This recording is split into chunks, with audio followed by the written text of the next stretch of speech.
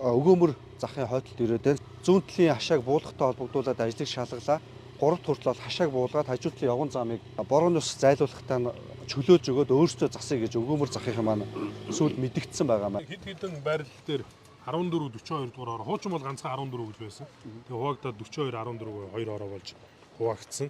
За хамгийн хүндрэлтэй байсан Далангийн зам бол ашиглалтанд ороод хойшоо одоо амар зочд дуудлын хажуудлаар газар чөлөөлт хийгээ GS 25 та барилгыг буулгаад тэгээд Далангийн зам бол үндсэндээ нарны замтай 150-ны өргөн чөлөө хоёр ингээ холбогдсон байж байгаа. Одоо тэгэхээр хотын дарга энэ дэрж ажилласан бас нэг үүрэг чиглэлийн Мангасын амны буюу Ахмадын ороолын хойдлын зам ийшээ яваад одоо энэ хотхны уртлын хэлбэр газраар ингээ тасарчсан байж байгаа. За энийг цааш нь нэвт явуулаад Далангийн замтай холбох ажил байж байгаа. Энэний зураг маань явагд сая одоо 2 даргын мэдээлэл зургийн ажил бол 3 дахь өдөр магадлаар орохоор бэлэн байж байгаа юм. Тэгэхээр эргэжил энэний төсвийг нэгдүгээр шийдэх асуудал байж байна. За хоёрдугаарт энэ хойдлын 640 хүүхдийн баригдаж байгаа сургууль байгаа.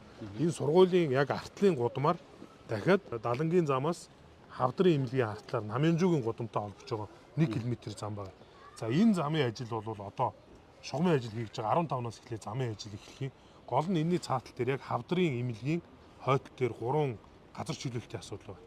Энэ газар чөлөөлтийн асуудал дээр нийслэлээс дэмжлэг үзүүлэх хэрэгтэй байна. Хоёрдугаарт энэ замаа хойшоо инх тайвны өргөн чөлөөлөө одоо голоор нь бас нэг холбох хэрэгтэй байна.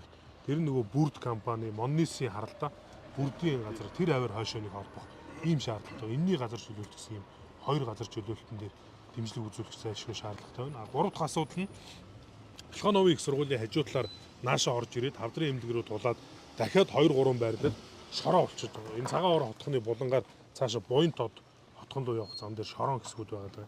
За энэ жижиг байрлалуудын шороог бол эргэжил дүүргийн төсвөөс ч юм уу авц замын ажлыг нь хийх боломжтой. Гол нь нөгөө доор нь байгаа инженерийн байгууламжийг шилжүүлэх ч юм уу хүчтгэх асуудлууд дээр бас өндөр хүртэгтэй байдаг учраас энэ дээр бас нэг дэмжлэг үзүүлэх гэсэн ийм гол асуудлууд байж байна. За дээр нь геодын сүсний барилга байгууламжаас ирсэн байгаа тэр хотын дарга бас өмнө нь ажиллаж ирсэн. Натур орчмын орон сууцны ороолын Б1 давхар руу ус орж ирдэг асуудал байгаа. Усны суугчлалыг эвдсэн асуудал байж байгаа. Тэгээ энэ дээр 400 саяар дүүргийн төсвөөс одоо зургийн ажил, зураг зүй ажлыг зарлалсан явж байгаа. Гэхдээ одоогор гүйцэтгэх шалгараагүй. Тэгэхээр энэ дээр одоо магадгүй гүйцэтгэх шалгараад эх оны төсвөөс өмнө зурагтаа болчих юм бол энэний дагуу нэг төсвийн асуудлуудаа гүйцэтгэх ажлыг ийм асуудлууд гол асуудал байж